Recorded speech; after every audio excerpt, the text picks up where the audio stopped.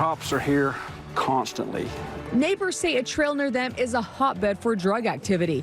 Just this weekend, a big fentanyl bust in what some say is just the tip of the iceberg. If I could say one thing to Elon Musk, it's like, please put a dose of compassion in this. And Utah Senator John Curtis in the national spotlight addressing mass federal layoffs. His take on President Trump's cost-cutting plans.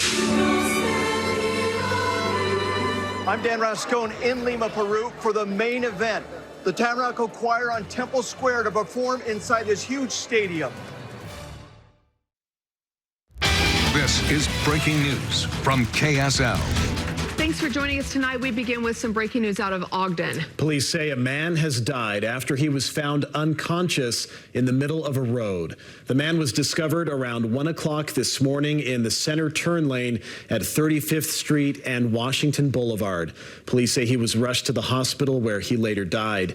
Officers suspect the man was hit by a car, but they're still investigating. The man's name has not been released, but police say he was in his 30s. 1,000 fentanyl pills seized, 5 people arrested, and still Salt Lake City police say there is far more work to do. This latest operation along the Jordan River Trail only highlighting a problem the city contends is going to require help to address. News Special's Andrew Adams spoke to police and neighbors tonight. Andrew? Well, neighbors in the Rose Park area have been frustrated, apparently to the point where police have heard from them practically every day. Now, police say they hope that this op helps, but they acknowledge it hasn't been their first op there, and it won't be their last. We used to walk that river, the parkway, quite regular. I wouldn't walk on it now. Doors down from the Jordan River Trail. The cops are here constantly. Neighbors say the traffic has been nonstop. To me, it's a disgrace. Stephen Scott can't watch his street for long without spotting an unwanted visitor. This guy right here, he's here for drugs.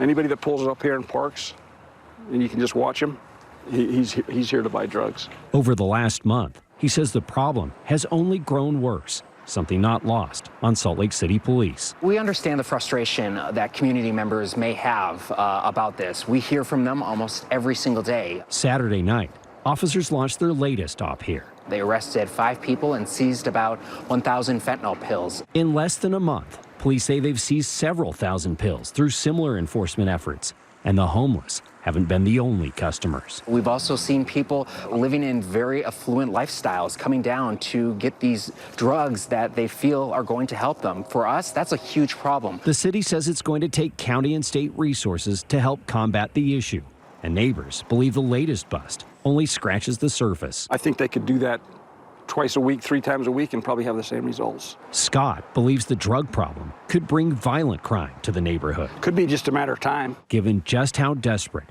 the traffic tends to be. I think they will do anything to get their drugs, you know. Well, police are also trying to underscore the danger of fentanyl in particular. They say people, by taking one of those pills, are putting their lives at risk. Back to you.